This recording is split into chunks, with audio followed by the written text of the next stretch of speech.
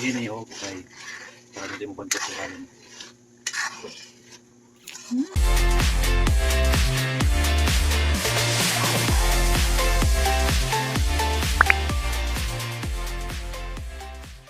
Guys. So, ayan guys. Nagluto mi karon og sa tawagan niya gani ka ng Chili garlic, chili guys. garlic. So, tana.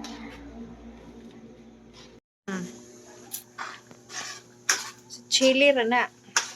Og garlic. No other. Okay guys, inyo rin yung luto mga 15 to 20 minutes. In slow heat. Wow! Slow heat daw, bet. Ano to? Slow heat ba? Yan yung kayo kayan guys, kay magpama siya mo masunog. Dapat inahinirang kayo. Tapos hihinin nyo, okay. Para hindi mo pagkatukalan. Grabe kahalang ano ay. Murag di man ako carry ng mga naghang. Sumunod na yung kusina dire oh. Kusina sa among house. Siyempre, na nakabutang kay wala may maid o sunod limpyo. Palihog dili biyan ang mahugason. Dire plato ug uban pa. Clean as go. Limpyo. Limpyo. Sa may sunod din ibutangan na pagkahuman. After 20 minutes, ito mo yung butangan ako mga pangpalasa. Sige. Asin, and then asukal para balance ang iyang kalami. Then, tangag suka. Sige, tanaw na to niya. O, ning recipe sa kuan. Maghimo siguro ni siya. Sige na. Kung na naguganabaho guys, kung kuha na kang kuha ng kariton, maligya. Tag 20 ang kuhan. Tulo ka si warma. 20. Haligya na. Kasi mo order chili garlic. Kay lutuan. Lutuan. Ito. So yun guys. Punta na ito o kuhan asin. Duha ka kuhan iskopa ning kuhan. Tawag na siya. Ikaw ang kutsarang gamatoy. And then kuhan. Asukal.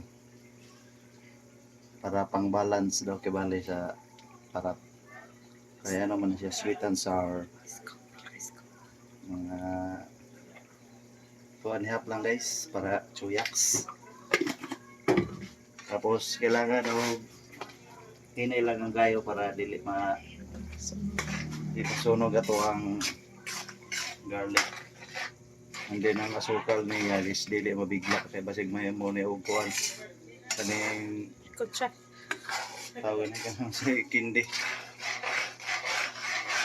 Then butangan na to oyster sauce. Tapos ah. Kaya na ito yung tacos guys. Mga duha ka kuha na ni. Sarap na ito. Kuha na siya guys. Optional na yung kuha. Oyster sauce po. Wala. Ibalin talaga po siya o kuha. Isa ka kutsara. And then halo-haloon para matunaw ang ito ang gagawin pang butang. And then after kuhan mga 10 minutes ato na bumutang ng suka. Yan guys, update tayo niya para pag maluto na. So yan guys, magbutang na tawag kuhan suka para dili mataot.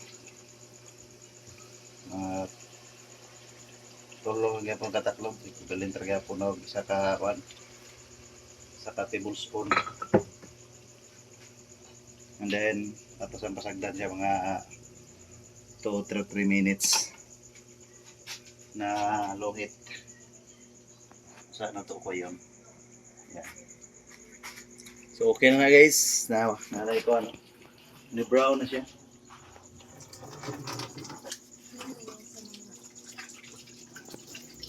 So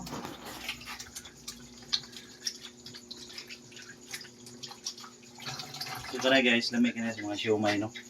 Mga uy, ayun, uy, kaya lagi Jobs. Sorry ka. So magpalit may og siomay guys. Mo ni atong kuan pag-vlog na punta pagka og siomay. That's all.